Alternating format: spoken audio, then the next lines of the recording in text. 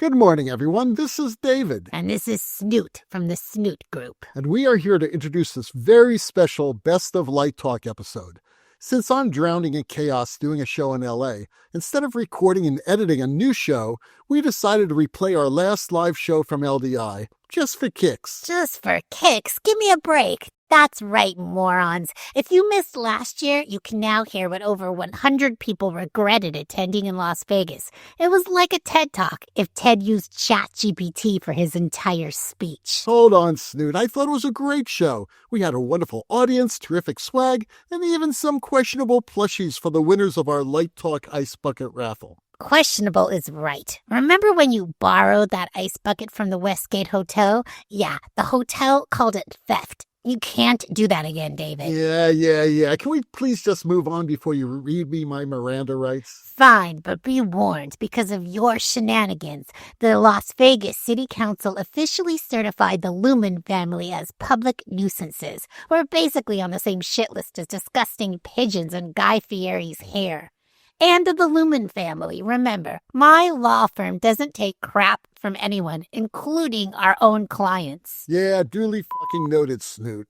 So listen up, bozos. If you want to hear what you're in for at LDI on Sunday, December 7th at 12:30 p.m., take a listen to this episode. And remember, if you have a problem with the Lumen family or me, do yourselves a favor.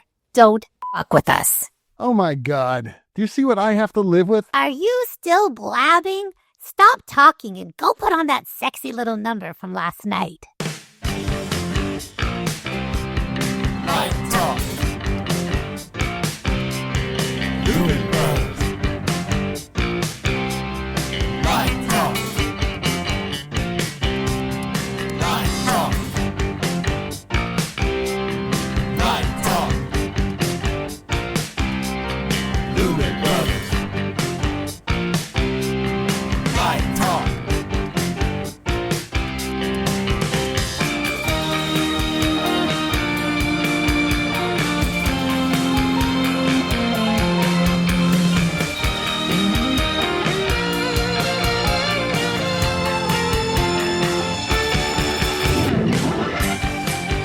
Hey, this is Steve in Dallas, Texas. It's Saturday morning, my friends, and you are listening to Light Talk.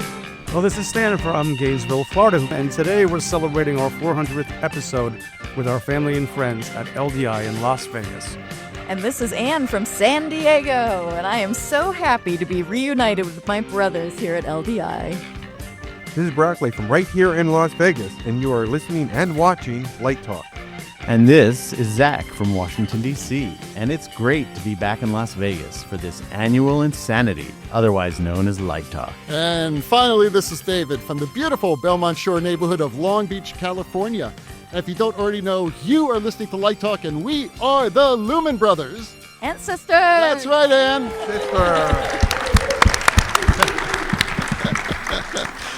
Welcome, everyone, to our annual LDI live broadcast of our show. And this year is a very special show, as not only are we back with our friends here at LDI, but today we are also celebrating our 400th episode of Light Talk. Would you ever imagine 8 years ago that we would be doing this every week for almost 8 years? No. Now, right about now, you might be asking yourself, hold it, isn't this episode 401? And it could be, but we've decided to celebrate 400 episodes with you. And so we put 401 into a time warp. So theoretically, yes, this is episode 401, but for you, it's officially episode 400. But who cares? Let's just have a good time. Unfortunately, one of our sisters could not be here today because she has something else on her plate. She's basically running this crazy convention that we're all at. That's right, our dear sister Ellen Lampert-Grayo is somewhere cruising the floor in her little cart and putting out fires. However, rumor has it that she may just be dropping in later, just like Santa Claus. So it's great to be here, and I believe this is our 6th time at LDI doing a live show with a live audience, which is always exciting because usually we're kind of isolated. Okay, so a few ground rules. This is how the insanity works. We ask you to write a question on a note card about the lighting industry, lighting design, or anything else that you may be curious about, like relationship issues, what not to do financially, that goes to Stan. And this also goes to Stan, avoiding the Department of Justice. Then you will drop that question into an ice bucket that we stole from the Marriott Hotel across the street. Snoot and I had to jaywalk across here back and forth to get this ice bucket. And that very stolen ice bucket is guarded by someone we need to introduce, which is our attorney Snoot, a very important member of the family. She keeps Stan out of prison. You can see her out there in the audience with her red B-52 hairdo. Snoot has the cards and the ice bucket. For your question, she will give you a free commemorative 400th anniversary Light Talk episode Roscoe R80 ball. You can hang this Light Talk ball on your Christmas tree, Hanukkah bush, or even use it as a parking ball guide in your garage for the Florida residents. Look, if you want some crappy swag, you got to submit a question. Then we're going to pick the questions out of the bucket and hopefully answer them. So make sure they're good questions. We will be answering 6 of them during the show, and people who are lucky enough to have their questions picked at random will get to come up here and choose one of our stiff, adoptable animals perched right here lying on the front of the table. These are actual animals from the Light Talk Rehab and Petting Zoo that's located in Stan's backyard in Gainesville, Florida. Some of them escaped during the last hurricane, but they came back. And now you can adopt one of these animals if we choose your question. But here's the best part. One of these 6 animals has something very special about it that only we know about. At the end of the show, we will announce what is special about that animal. The person who has adopted that particular animal wins the grand prize. And this year, our grand prize is indeed grand. Yeah, we gave you balls, we gave you stickers, we gave you shot glasses. We've even given you fezzes. But this year, our grand prize is something actually useful that we'll announce at the end of the show. Oh, by the way, we would like to give a shout out to all our friends from Lunalux. They're here today, and a lot of friends, Drew and everyone else that's been following us for all these years. So thank you very much for being here. Okay, so let's get started. Snoot, could you please bring the stolen ice bucket from the Marriott Hotel up, filled with your questions? Thank you, Snoot. And you get to choose the first question. All right. Let's see. Gotta get a good look. Oh, this is hard. What's the future of live experiences, AI, immersive, and VR? Who said identify yourself? Song. Yay! Hey, all right. So does he get an animal? Oh, yeah, come up here, pick an animal. Pick an animal. And choose wisely. Separate the family. Yeah, we can't look. It says choose one and grab it and run away. I say that was going to be the first one picked. Yeah. That's the one I wanted. That's the one I wanted. I want the other one. I don't know that I have an answer to this question. Immersive AI and VR. I think it could go anywhere. I think more immersive stuff is happening. That seems to certainly be an interest, at least in the academic world where I've been living. And then there's, Meow Wolf and everything here. So I think that's going to go further. VR, it's one of those things. It's like the technology is still a clunky headset, and I've been doing VR and AR for a while now, but it just isn't getting better. It's kind of like I also do 3D printing, same thing. Like the equipment is still clunky and slow, so I think that needs to improve. I mean, maybe Apple will help us, maybe Google, whatever, for that to be actually enjoyable to sit and watch a show. But yeah, and AI, I feel like it's too early to know. I enjoy AI, to be honest. But where it is in terms of theater, I'm a little scared to think about that one. That's what I got. Anyone else on the panel would like to address this? Well, for design AI, I've had my students, when they do their research projects and such, they say they pick how does this house look if Van Gogh did it, and it'll come up 10 seconds later. So as a research project, they come up to very interesting research images for what their shows are. So I think that's a positive thing. For people who listen to the show, there's a controversy. We've been talking about AI now for about 2 years.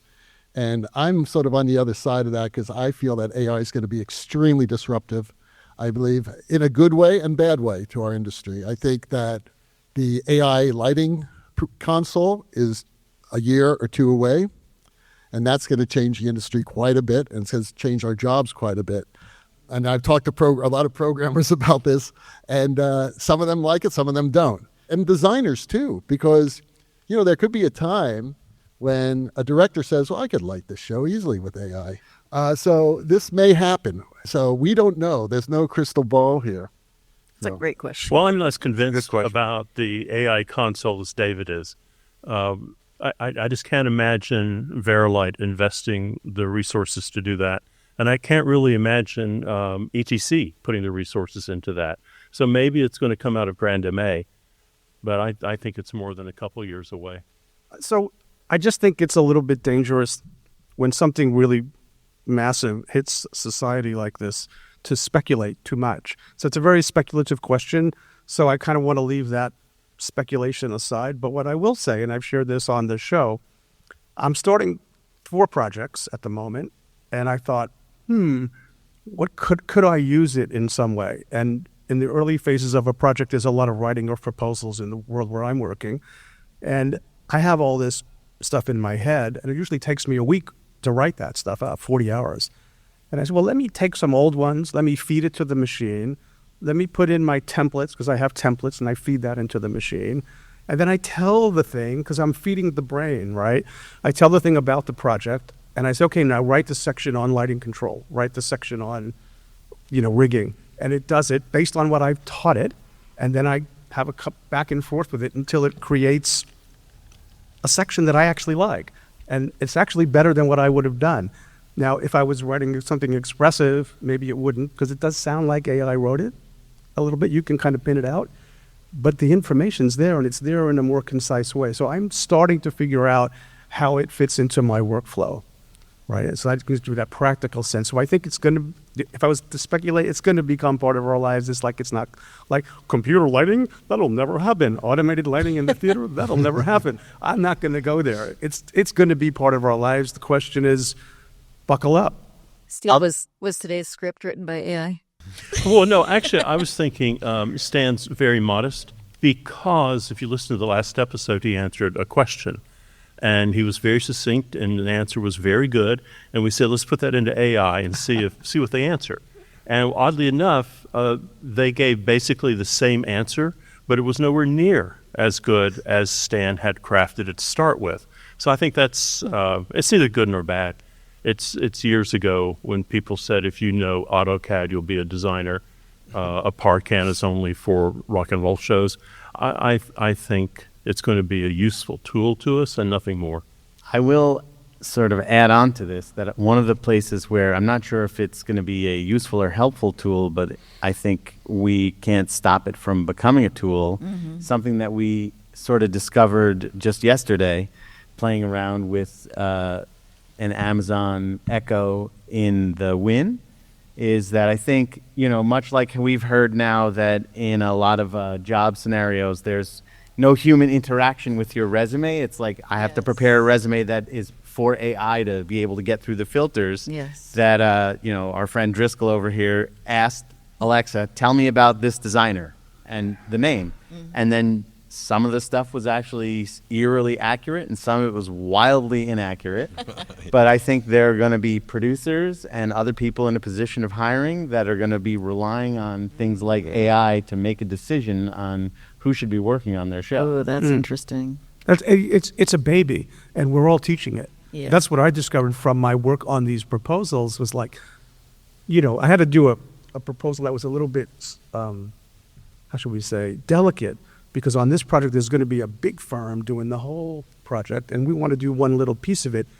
And the client said, well, how are you going to distinguish between your scope and their scope? And we're paying you this, and we're paying them that, and they're the charge of the whole thing. And I worked that with the AI, and it came up with some pretty good language that I don't think I could have come up with. And then I sent it on to my client, and they said, that proposal is pretty good. You really clarified that. And I said, I have a confession. I had some help.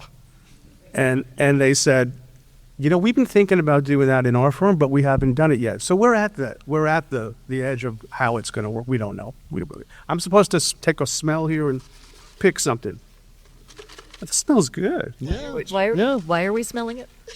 We only put the best things in our ice buckets at the Kind of hotel. plastic. It's a used ice bucket. Yes, used. It's used. Stan likes this question. I like this one. It's going to be very succinct. I can answer it in one sentence. Oh no. What's your favorite sandwich? Who wrote that question, please? All right. I pick up. Come Come on up pick and up an pick animal. up an animal. You're adopting an animal for a good cause here. ULB. And what's your name, sir? Christopher. Thank you. Christopher. Nice. Hey, man. Pick one. Pick one. Because I get a Oh, funny you one. got the duck. Okay. Yeah, I know.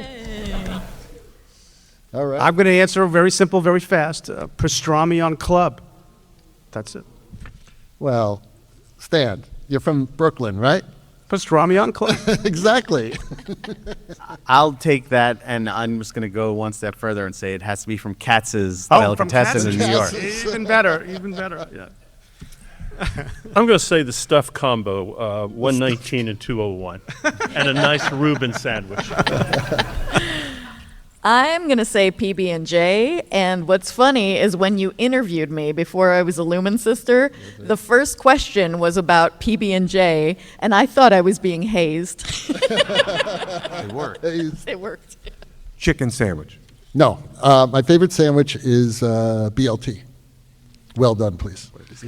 Okay, Zach, That was you're cool. up. No discussion on that one. Huh? No discussion. Okay. There's no argument, nothing. What do you feel the relationship between lighting and video sources will look like in the future, such as output and control? Good one for you. Good one for you. That's a good one. Yeah. for you. Who wrote that? Who's the? Okay. Who wrote that? Oh my God, Philip wrote it. Okay, Philip, pick an animal, adopt an animal. There you go. Good for you. Well, I think this is an interesting question because I'm not sure if it was the first LDI that I came to or if it was the second one, but it was when back when Disguise had a different name, and I first met those guys, and they were telling me we're basically going to use video to control everything. We can, and I was there actually with a scenic fabricator who like turned white because he was like, "You're going to use it to control the scenic automation also," and they were like, "Sure, why not? It's all ones and zeros." Okay. And I feel like the challenge there is that there's been a lot of really interesting ways that using video as content for lighting we've been empowered to do that, but that at the same time, I think that it's still such a collaborative industry that often, you'll still get a better product with two separate designers, bringing their different Hands ideas down. together to help tell whatever the story is. And I often say, like, tell the story, and the thing that I say is, like, anything could tell a story. If it's like a car launch, you're still telling a story. It's still theater. Or in some ways I also say it's like it's all a dark ride. Theater is a dark ride, but the seats don't move.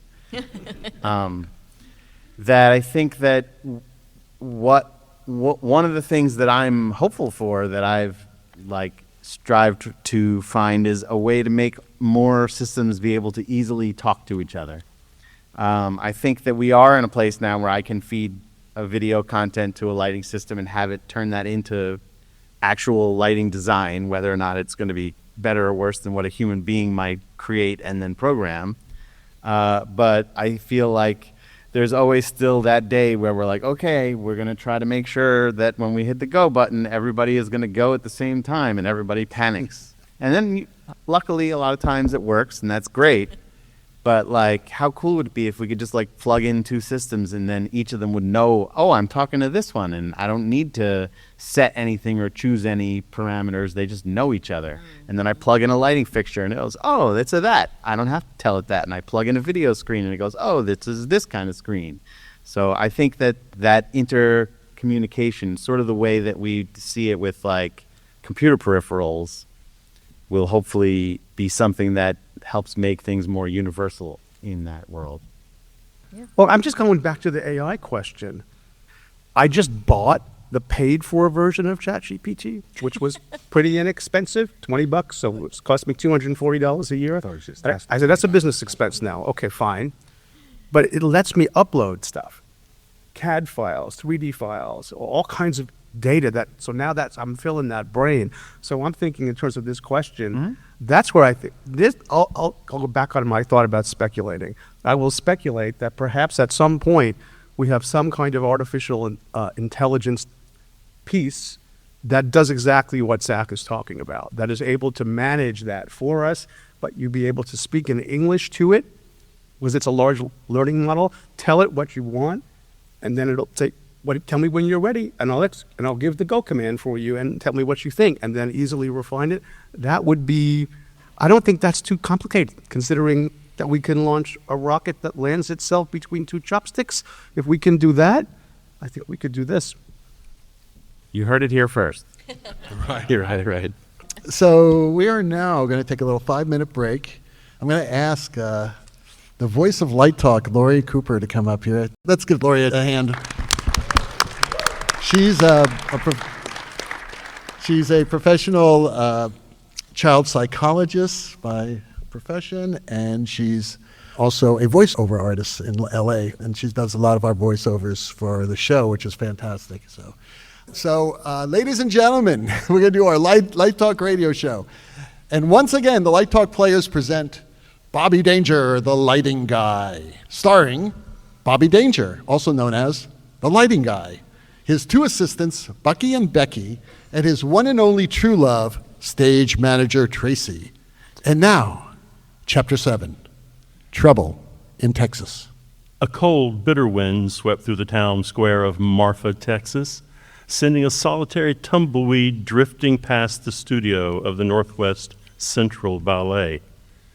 Bobby Danger sat alone in the empty theater. Bucky and Becky had the day off. The crew had the day off. And after dropping Bobby Danger off, stage manager Tracy decided to take the day off and head to the shooting range.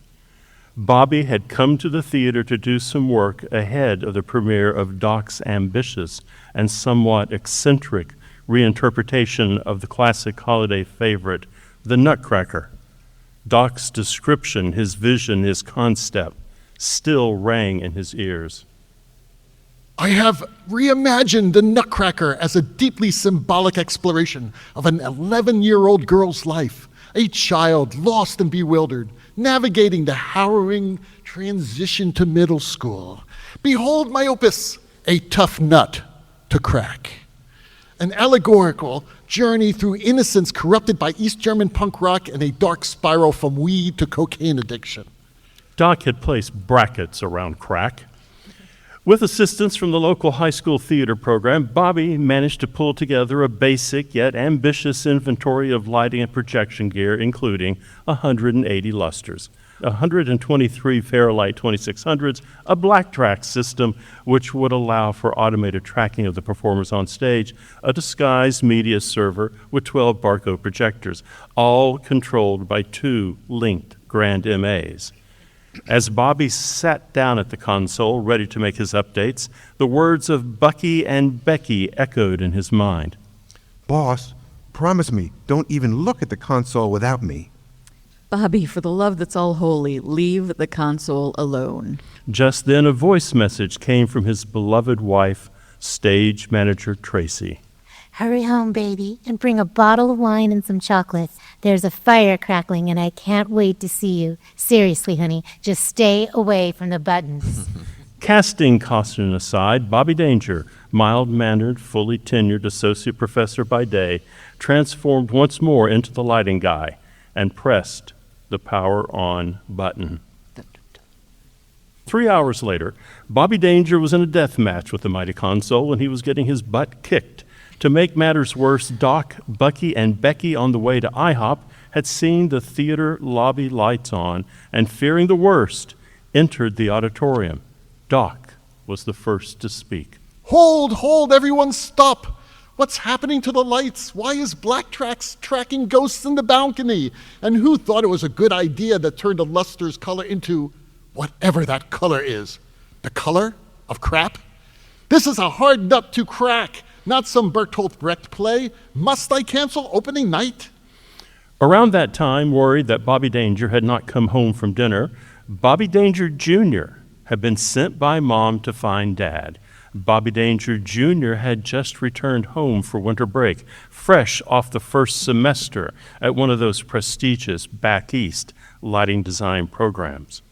Stepping through the theater door, Junior was greeted by chaos. Becky was in tears. Bucky upending toolkits in a desperate search for a backup thumb drive. And Doc pacing the stage, muttering Yiddish curses under his breath.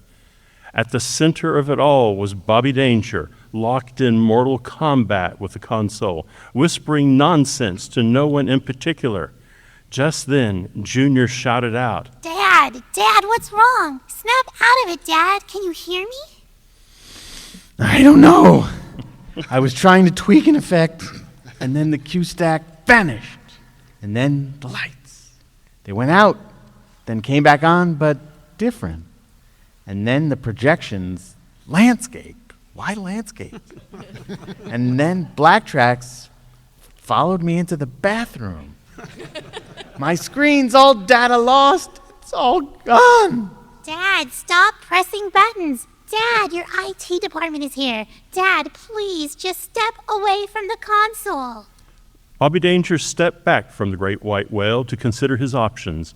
That was the only opening Junior was waiting for. In a flash, Junior shouted, Bucky, sort out the console. Becky, reset Black Tracks. I will tackle the video. Shall I cancel the show? Shut up, Doc. You're not helping. And like that, a hard nut to crack was up and running once more, maybe even a little better once Bucky entered Bobby Danger's changes. Junior had saved the day. Doc was the first to speak. Today we have learned... Shut up, Doc. Bobby looked around the tech table and said, Thank you all. I am so sorry. Have I disappointed you, Junior? Of course not, Dad, but please, can you stop calling me Junior? My name is Bobby Lee Danger, your loving daughter. Bobby Danger, the lighting guy, blinked at his daughter in surprised silence. Then he smiled. Bobby Lee Danger. Thank you for saving the show and saving me. As they all left the theater for the night, the warmth of friends, family, and a happy ending filled the house. Bobby Danger took one last look at the stage and with a smile whispered to himself, Happy holidays, wherever you may be. Bobby Danger, the lighting guy, folks. Yeah. Well, there you go. We do this every year here, which is fantastic. So thank you, Steve. Steve writes that, by the way. Give him a hand. It's terrific. So speaking of Steve, you have got the next question. Yes. What's your favorite lighting fixture and why? Come on up here and pick an animal. What's your name? Stephanie, thank you for coming to the show today. Choose an animal. There you go. Oh, see, they always go for the iguanas. What is it with the iguanas? So cute. Well, I think everybody makes a pretty good fixture these days. I think when you look at price and comparison, you compare apples to apples. Those are pretty good. Don't compare apples to, bananas. But what's my favorite lighting fixture? I live in the great state of Texas, so I want to keep my money in the state of Texas. So right now, the best lighting fixtures are Clay Packy, because they're over in Fort Worth, Verilight, because they're 11 miles from my office, and high-end fixtures. I mean, and if I were in Madison, Wisconsin, then ETC would be my favorite fixture. What do you guys, what's your favorite Well, fixture? my question would be, are we talking the moving lights or are we talking just conventional fixtures? Because I think it's a different story. Personally, I like ETC only because of the support you get from them. I used to do a lot of consulting on new projects, on new theaters and new schools and some churches, believe it or not. And I learned the hard way that if you use the wrong company that may have the latest bells and whistles and the biggest, shiny can, that may not be a good choice because it's not about the fixture or about the controller. The bottom line is about the service and what type of service you're going to get. Because when you're 3 hours from opening night and your board crashes, who are you going to call? And how soon are they going to answer the phone? For that reason alone, I like electronic theater controls. I concur with that in terms of the support that ETC gives, and from way back from the original idea board that we had many years I ago. remember that, yeah. And but you could call Fred; he'd answer the phone. I mean, it was that kind of company, and company still exists. So, yes, ETC is my favorite. Third vote for ETC. I don't consider myself a gearhead designer. Like, give me a coffee can, I can design with it, sure. But I really have a thing for color, and I think ETC does that best. And I like to think that I'm sensitive to very unique changes or detailed changes in color, and I feel like they have that in both their fixtures and their control. So for me, that sort of quality as well as the support is really important for me. Mine is whatever Phil Powers tells me I like. Photon. Mine is the photon. The photon. Because in the theater world, a lot of what I deal with is my favorite is whatever's available and meets the budget. So I have to learn to make that my favorite. And but the photon is something I saw at a concert a few months ago, and I got all excited about it. I know it's not appropriate for 99.8% of projects, but I'm just looking for that project where I can put a bunch of them in there. So I do a lot of picking of fixtures for other people. And so I'm not necessarily the user. So when you say favorite, it's sort of like a nuanced question. So I'm budget, quality, use, reputation, support, all of those features. So I sort of have to look at have a philosophy.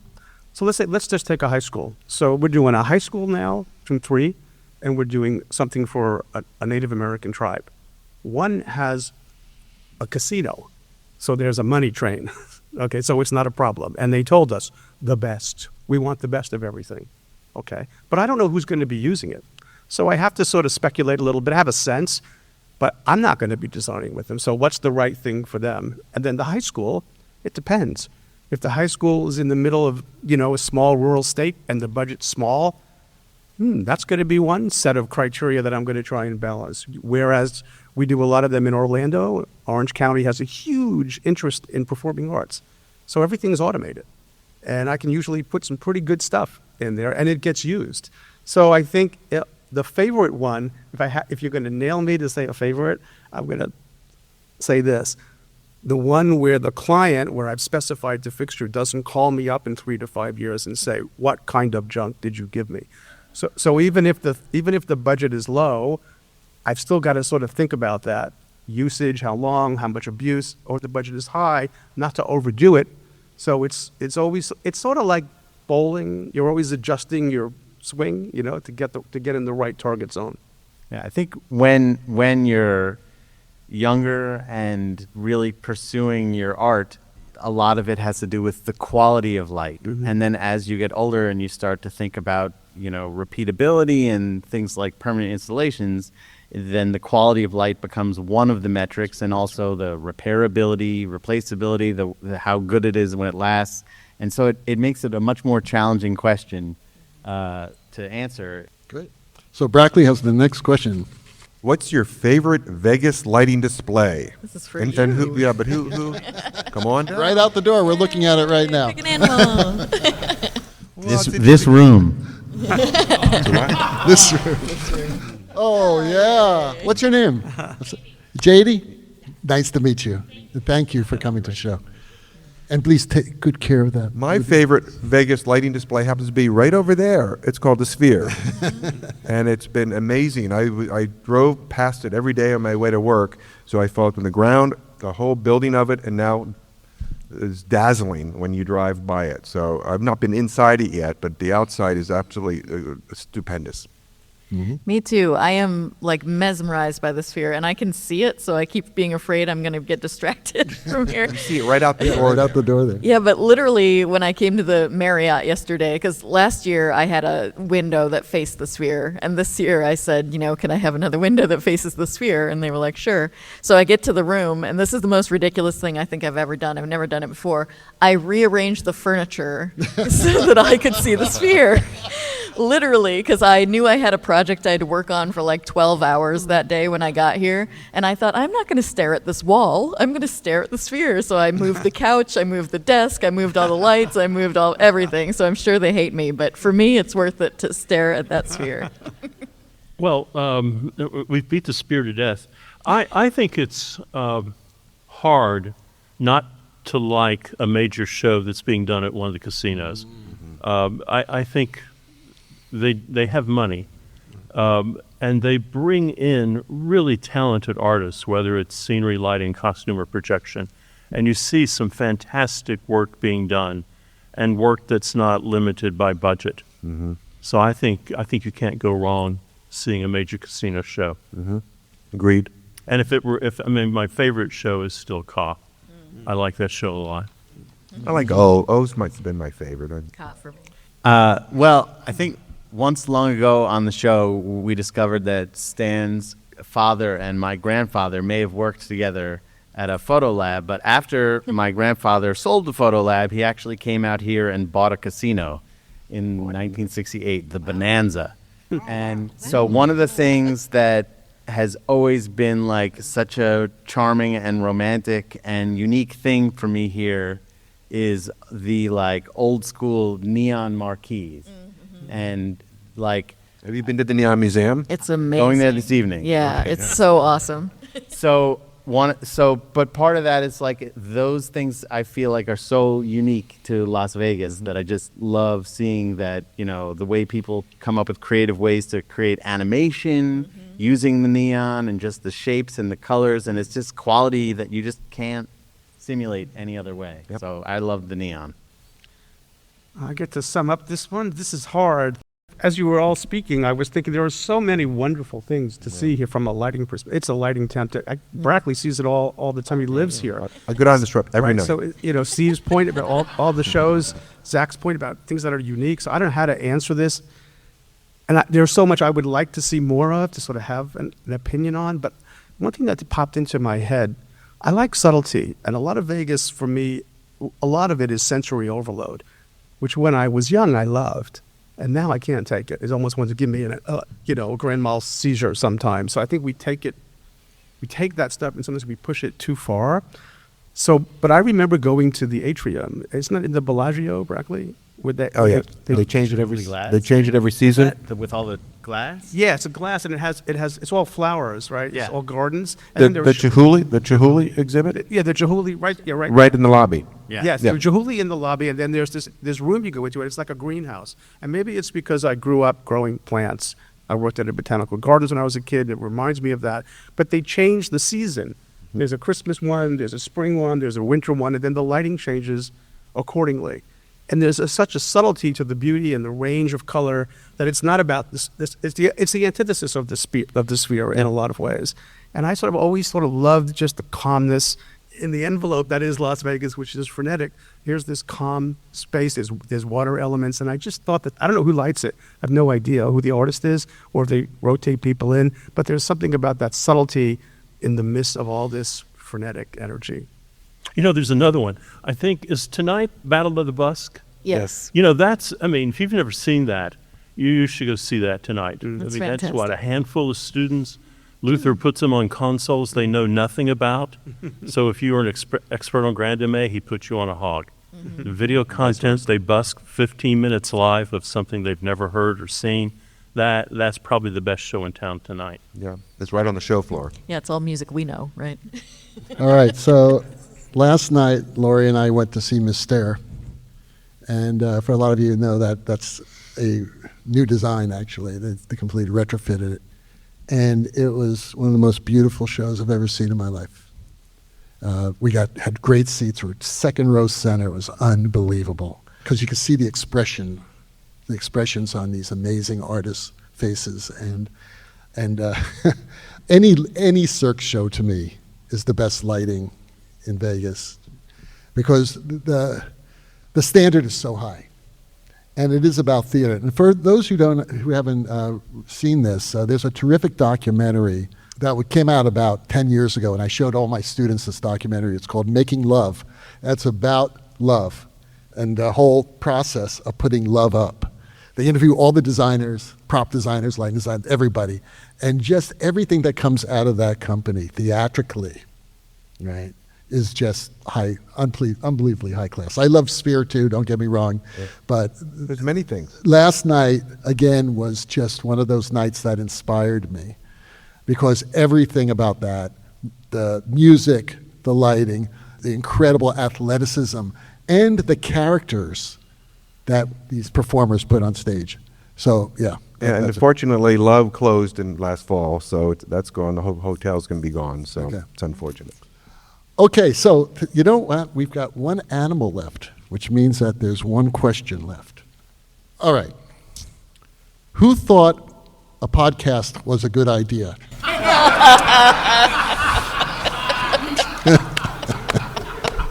Who thought it wasn't a good idea? Who asked this question? Jimmy. Well, can somebody Oh, make it a no. representative? Driscoll can. Yeah. Okay. You promise you're going to give it to him. On behalf of. I trust this man. Yeah, by the way, Driscoll is also a Lumen brother. Yes. All right, so and we wish you could have been able to been on the panel today too, Driscoll. Okay, about 8 years ago, well, actually a little more than that, Stan, Steve, and I met each other. We were recruiting graduate students for IRDA in Chicago, and we became really good friends. And it was funny because Steve was from Dallas, Stan's from Gainesville, I'm from LA, all three completely different schools. I used to teach at SMU, where Steve teaches now, so I knew a lot about SMU, but I didn't know Steve very well, and I didn't know Stan at all. And the three of us would go out drinking, right? Yeah. For a Then we friendly go to cocktail. the, Yeah, right at the top of whatever the, that was, the which, tower by the there. way, you can't get up to anymore. Was it the Sears? What The was it? Hancock. No, Hancock. The Hancock Tower, right. So we'd start calling each other for lighting advice. And Stan one day called and said, you know, I've got this money and this new light came out by ETC. It's called, what was it, Solar Theater, right? Was that? Yeah, I was thinking about Yeah. the Solar Theater Yeah. because we had problems with noisy moving lights at Yeah, the right. university, and so I heard about these fixtures, and I called David. We're on the phone, and David said, you know, I think Steve has some, and so I said, let me conference Steve in. So we had a three-way conference call, and I was asking for advice, but at the same time, they were cracking me up. They were making jokes, and Steve was saying, "Well, just buy 50 of them, or whatever it was," and it became entertaining, the conversation. Yeah. And we did this regularly. What's that? And we did this regularly. The three of us would talk to each other. And one day we were talking, and I said, you know, we got to figure out a way to make this a regular thing because we live in opposite parts of the country. I said, how can we schedule a weekly thing? Yeah, we'll just have tea on Sunday Right. morning and talk about lighting. Right. So at the time, I was being interviewed by a podcast from, I think, Central City Opera. And I talked to the podcaster, and I asked her, I said, how difficult is it to do this? And she goes, are you kidding me? It's really easy to do this. You just need the right software, and you just get a company that hosts the podcast, no problem. And I said, why don't we do a podcast every week? That way we know every Saturday or Thursday, whatever day it was, we would talk for an hour at least. So we did. I found the software. We got the software, and we. I think we used something called Big Blue Button. Yeah, it was Big which Blue Button. the that's University right. of Florida had. I had That's access to right. that. It was terrible, actually. It was pretty bad. It was pretty bad. So we Listen to said. the So I first think episode. I don't know if Stan said it or Steve said it, but said, who's going to listen to us really? And we said, and I said something like, well, we can assign it to our students to listen. So that guarantees about 24 people, right? So we know we'll have 24 people listen to our podcast. David said, make a logo. David said to me, can you make a logo by next week? And I went to Adobe, and I found that 3-microphone logo. We still don't pay any Yeah, any we got a dues for that. logo. That's the logo up there, which has changed, by the way. Logo. The sisters decided that they had enough of this brothers stuff. So the first week, we assigned it to our students. So we had, I don't know, maybe a dozen downloads, right? And I said, well, why don't we just start promoting this on Facebook? What the hell, right? And the next week after that, we had 24 downloads. Our friends were listening. Yeah, then friends would listen, and then I said, okay, let's find some groups, and and then the following week it was 50, and then we started noticing that people from other countries started listening to us. We have no idea how this happened, and then it just exponentially grew and grew and grew, and now we have close to 500,000 downloads, and we're over 130 countries and territories, even places as bizarre as the Faroe Islands. There are lighting designers in the Faroe Islands. I think there are three of It's them. much more enjoyable if you don't understand English. That's right. Absolutely. We started to open it up to other brothers and sisters, and How did you come up with the format? the format, it was just how we came up with the format. Yeah. Okay, well, I'm a huge fan of Car Talk. Okay, and Car Talk, for the people who are a little younger in this audience, used to be the most popular radio talk show, comedy talk show. It was on NPR. Those guys had like 2,000, 3,000 episodes. It's unbelievable how many people they reach. But it was basically these two mechanics that both graduated from MIT. So they're really smart, but they're really funny. They're Bostonites, and they've got Boston accents, and they're really funny. So he said, hey, we crack each other up. Maybe other people who are insane as we are would enjoy our show. And sure enough, this show's been going on and growing.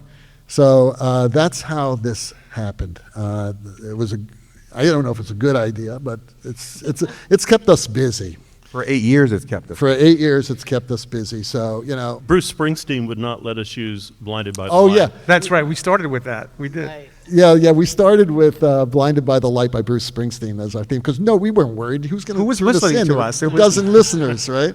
And then our legal advice told us that, you better change that. So I wrote the theme song one day, and then I got everybody to sing on it.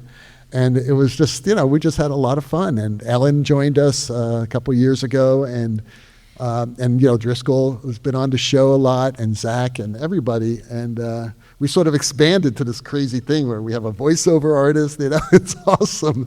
We just have a lot of fun with it. So is it a good idea? We think so, because, and I'm stealing Stan's. Go ahead, Stan. I want to answer the question succinctly and directly. Yeah, go for it. Because the question says, There's the who challenge. thought having a podcast was a good idea?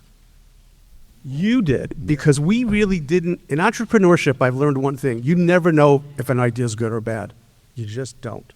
I tried UF at LDI, that failed. I tried a bunch of things that failed, but you never know when something's going to succeed.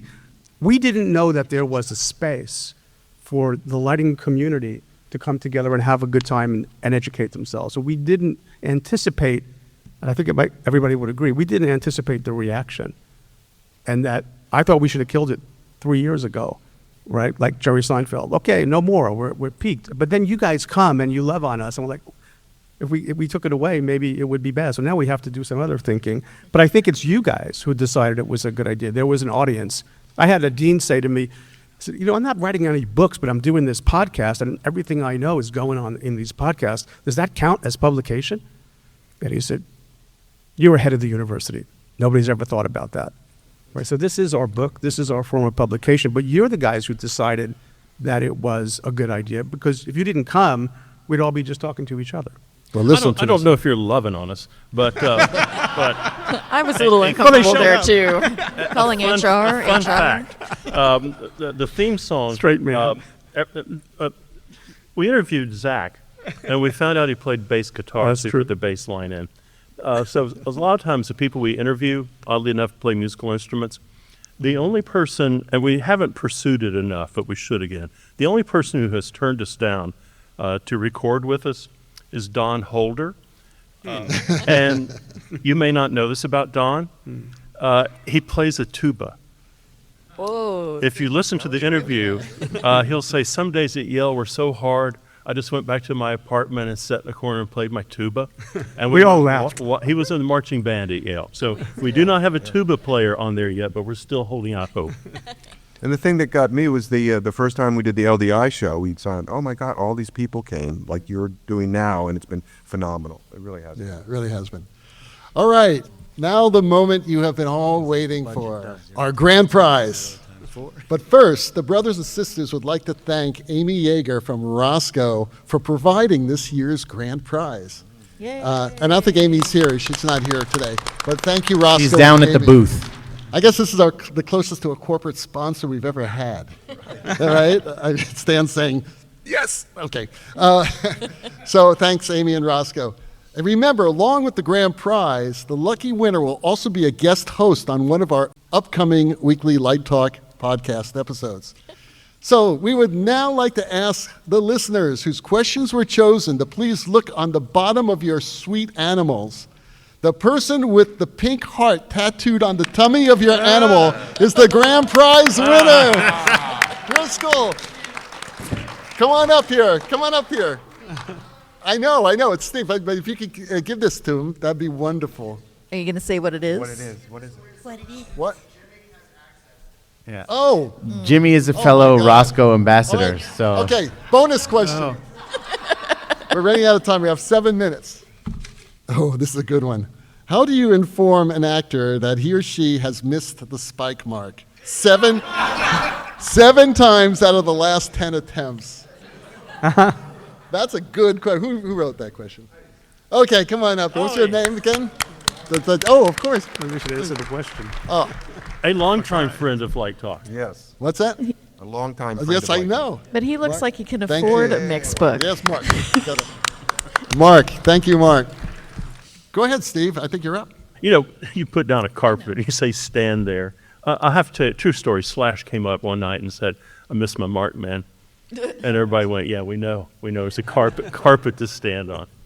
All right, so that ends our 400th episode of Light Talk. Are we not going to answer that question? No, I think, you want me to answer it? I did. He did. Yeah, sure. I have an idea. Oh, tell us. My trick is that I, work if I can, like not one-on-one with them, but with the stage manager and everything, and we put them on the spike, and then I say, "Oh my God, you look amazing right there," and then they find it. Or you look 20 years younger when you stand here. That works too. And it doesn't look good when the shutter cut is halfway on your face. I just think we could have such better quality entertainment with more realistic length of time if we could just get rid of the actors. Okay, well, on that definitely ends our 400th episode of Light Talk. Okay, there we go. We'll edit that out of the Get show. We'd like to thank you, our listeners, for putting up with us for over 8 years. Our good friend Bobby Hale never believed that the show would last more than 8 episodes, let alone reach over 500,000 downloads to 130 countries. Well, when it comes down to it, we do this crazy show to help the next generation of lighting designers and technicians. Our hope is that through creating a library of information and the generosity of our distinguished guests, of which we have many, we will have a record of information for young artists to reach to in the years to come. And we hope that more of you will join us. You may listen or even be a guest on our show. We welcome all opinions on Light Talk, except mine. If you're interested, just stop by and tell us or email us. Either way, we'd love to talk to you. So thank all of you for joining us at the Lumen Brothers and Sisters live podcast here at LDI 2024.